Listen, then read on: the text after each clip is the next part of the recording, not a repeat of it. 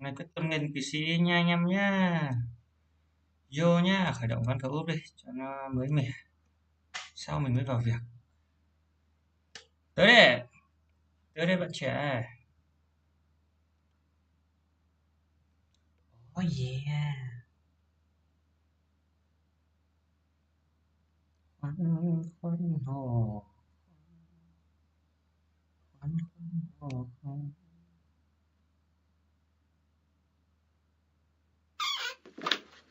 Có ai hỏi sao quê hương chúng ta đồng lúa chim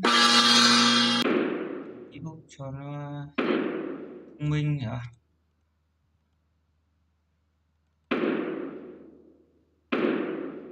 Đôi khi đã yêu là cả em và với ai hãy ra đi thôi là em ơi, nếu anh là em. Lắc lắc lắc, nhanh nhanh nhanh nhanh nhanh nhanh, lắc lắc lắc rồi, máy lắc rồi.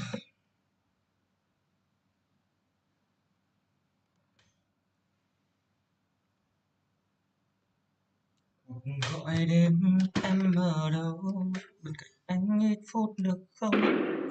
Người ta yêu đây tôi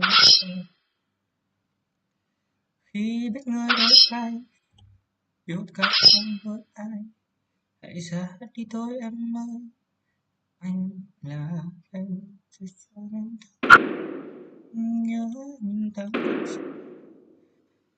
nếu kéo chỉ thấy đắng cay một thời. Con này hư ông đây rồi ông ơi, dâu dâu ngon rồi đấy. Dạ hay lắm, mất một lắc và hai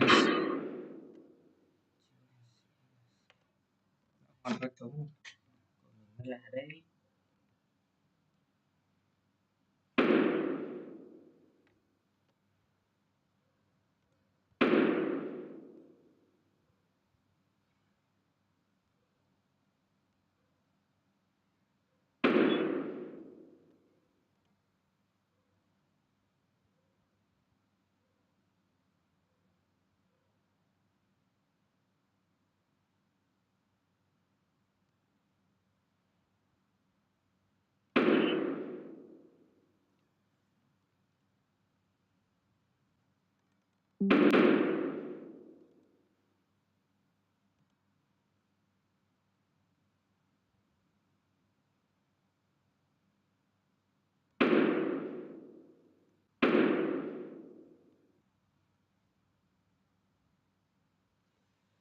Em ơi tình yêu chúng mình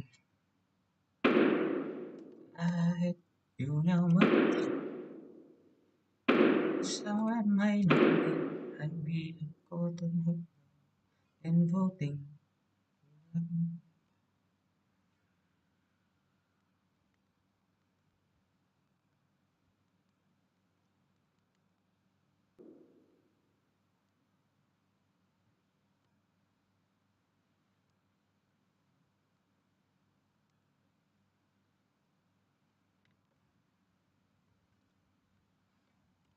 Rồi đánh ván rồi, rồi được chính anh em ạ, đến danh thôi.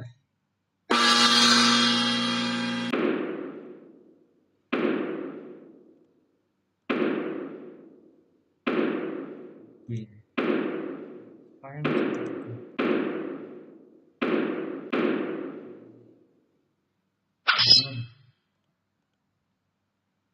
cơn tốt lên bình thường.